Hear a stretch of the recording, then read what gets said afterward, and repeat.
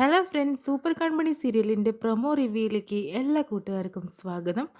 അങ്ങനെ തന്നെ ആ ഒരു കാര്യം, അതായത് ഓണം സെലിബ്രേറ്റ് ചെയ്യാനായിട്ട് കൃപ കൺമണിയുടെ വീട്ടിൽ പോയിട്ട് നേരിട്ട് തന്നെ കൺമണിയെ വിളിക്കുന്നുണ്ട് കേട്ടോ. അതുപോലെ വീട്ടുകാരെയും വിളിക്കുന്നുണ്ട്, എല്ലാവരെയും വിളിക്കുന്നുണ്ട്. ഇത്തവണത്തെ ഓണം നമുക്ക് അടിച്ചു പൊളിക്കണം. നമ്മുടെ വീട്ടിൽ വെച്ച് തന്നെയാണ് ഓണാഘോഷം. ഇതിലെ സ്പെഷ്യൽ ഗസ്റ്റായിട്ട് തന്നെ കൺമണി വരണമെന്ന് കൃപ പറയുന്നുണ്ട് കേട്ടോ. അതിനുശേഷം തന്നെ എല്ലാവർക്കും വളരെയധികം സന്തോഷമാവുന്നുണ്ട്. പിന്നീട് കൺമണിയുടെ കാര്യങ്ങളെല്ലാം തന്നെ സാഗറും അതുപോലെ തന്നെ സുജുവും ചേച്ചിയമ്മയൊക്കെ സംസാരിക്കുന്നുണ്ട്. കാരണം നമ്മുടെ കൃപമോൾക്ക് വേണ്ടിയല്ലേ ചേച്ചിയമ്മേ, ഇത്തവണ നമുക്കൊന്ന് കണ്ണടയ്ക്കാം, അവളുടെ ആഗ്രഹമല്ലേ ഇതൊക്കെ എന്ന് പറയുന്നുണ്ട്.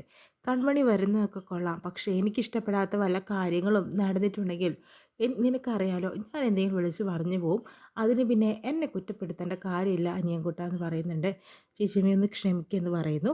അതിനുശേഷം തന്നെ നമ്മുടെ സ്പെഷ്യൽ ഗസ്റ്റായിട്ട് തന്നെ കൺമണി വരിക കേട്ടോ. വളരെയധികം ഓണാഘോഷത്തിൻ്റെ നടുവിലൂടെ തന്നെ നടന്നു വരുന്നുണ്ട്. അങ്ങനെ കൃപയ്ക്കാണെങ്കിൽ ഒത്തിരി സന്തോഷമാവുന്നുണ്ട്. ഇത് കാണുന്ന കൃഷ്ണനും അതിലേറെ സന്തോഷമാവുന്നുണ്ട് കേട്ടോ. പക്ഷേ മാനസയാണെങ്കിലോ ഒരു പ്ലാൻ ചെയ്തിരിക്കുകയാണല്ലോ വരുണായിട്ടുള്ളത്. എന്തായാലും കൺമണിയെ അറസ്റ്റ് ചെയ്ത് കൊണ്ടുപോകണം, അങ്ങനെ ഓരോരോ കേസിൽ കൊടുക്കണം എന്ന രീതിയിലൊക്കെ തന്നെ പ്ലാൻ ചെയ്ത് വെച്ചേക്കുകയാണ് കൺമണി പക്ഷേ അതിൽ നിന്നൊക്കെ രക്ഷപ്പെട്ടു വരും എങ്കിൽ പോലും ഒരു പക്ഷേ കൺമണിക്ക് ഈ ഓണാഘോഷം കുറച്ച് വിഷമത്തോടു കൂടി ആവാൻ സാധ്യതയുണ്ട്. ഇത്രയും കാണിച്ചുകൊണ്ടാണ് കേട്ടോ ഇന്നത്തെ പ്രമോ വിശേഷം കഴിയുന്നത്. പിന്നെ എപ്പിസോഡ് വിശേഷമായിട്ട് നമുക്ക് നാളെ കാണാം.